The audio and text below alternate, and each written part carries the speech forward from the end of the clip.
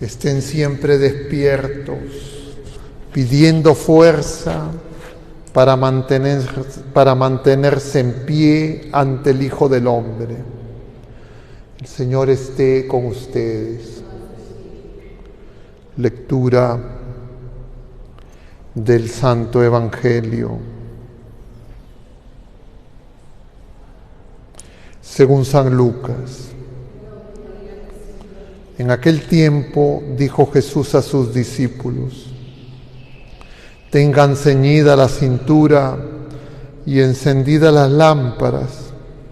Ustedes estén como los que aguardan a que su Señor vuelva de la boda, para abrirle apenas venga y llame.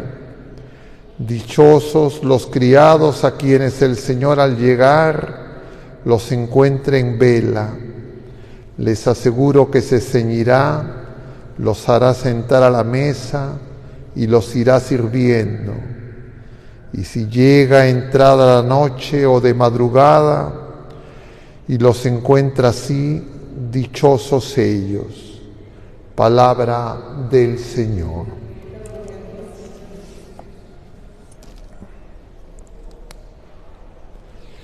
Muy queridos hermanos, estamos en este martes de la 29ª semana del tiempo ordinario. Continuamos la lectura del capítulo 12 del Evangelio según San Lucas y estamos contemplando pasajes del capítulo 5 de la carta del apóstol San Pablo a los romanos.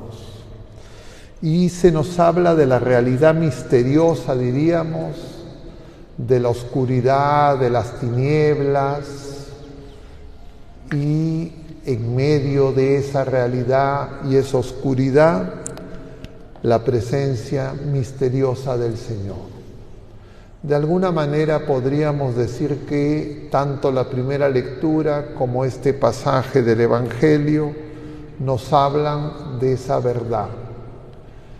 Y el Señor lo presenta como una parábola.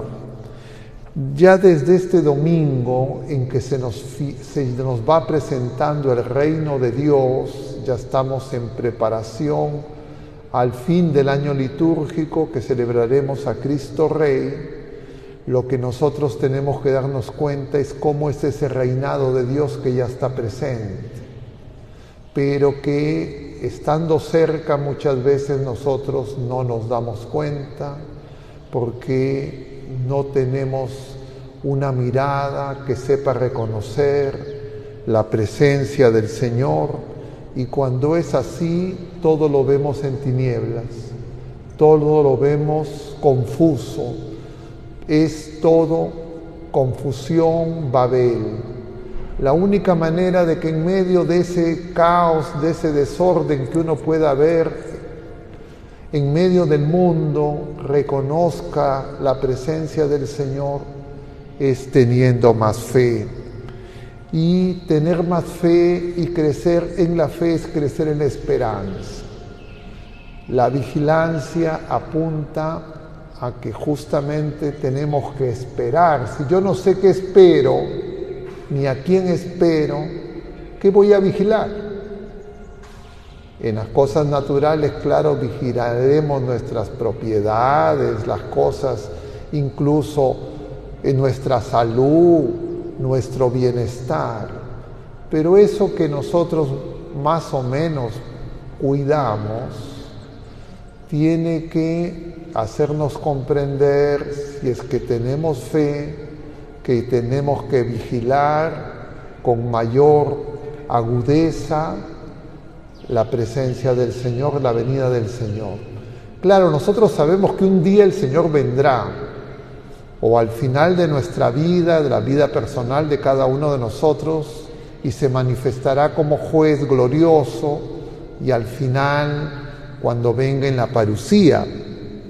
Pero para prepararnos, el Señor viene para servirnos, como dice en esta parábola. La única manera de que yo pueda estar vigilante es que el Señor vigile por mí. porque yo no sé vigilar.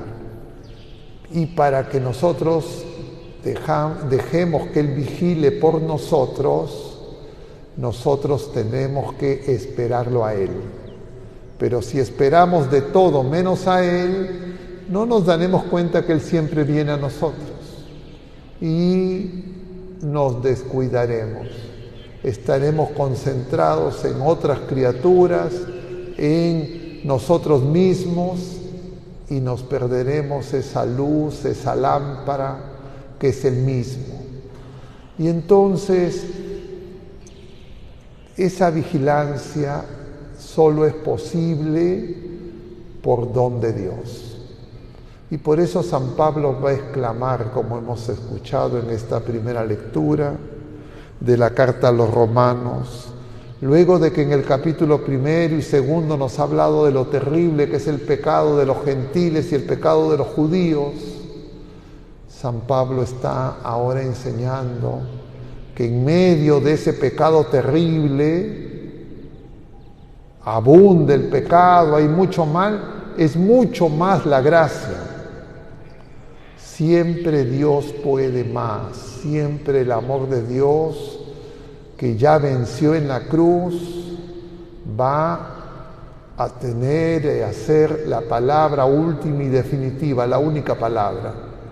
Pero nosotros muchas veces, sin darnos cuenta, nos apropiamos, nos adueñamos, y entonces nosotros creemos que la acción de Dios es según lo que nosotros imaginamos, y eso es un engaño.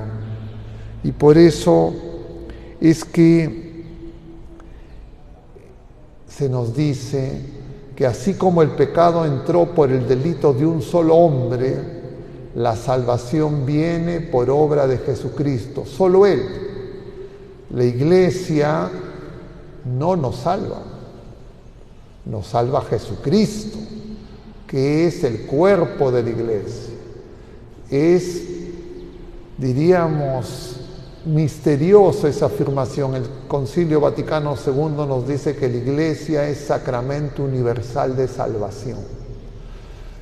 ¿Y por qué la Iglesia es sacramento universal de salvación? Porque está unida a su Señor, cabeza, la Iglesia cuerpo.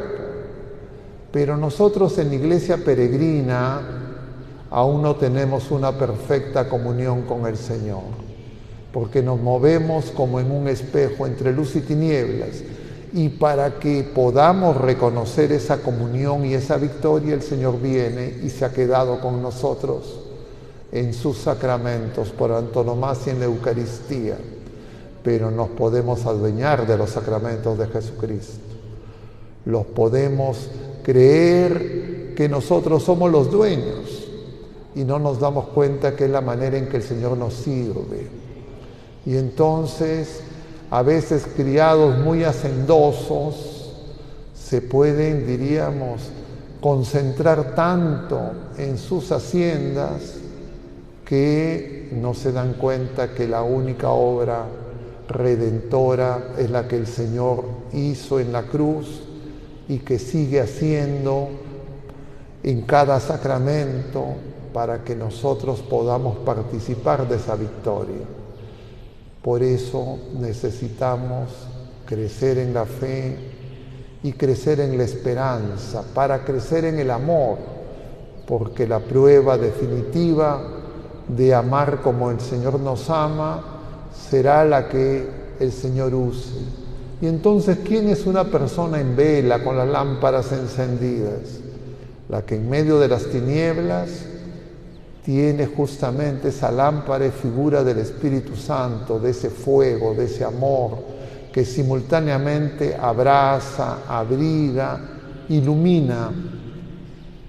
Y ese don viene a nosotros por pura gracia, porque Jesucristo de junto al Padre nos lo envía. La Iglesia lo tiene que esperar, la Iglesia lo tiene que pedir. Pero cuando la Iglesia cree que son nuestras obras humanas las que van a cambiar el mundo, uno va a hacerse, sin darse cuenta, protagonista. y muchas veces incluso va a creer que uno es Dios mismo. El Señor es distinto a sus criaturas. Nosotros somos uno con Él por participación, por gracia, no por naturaleza.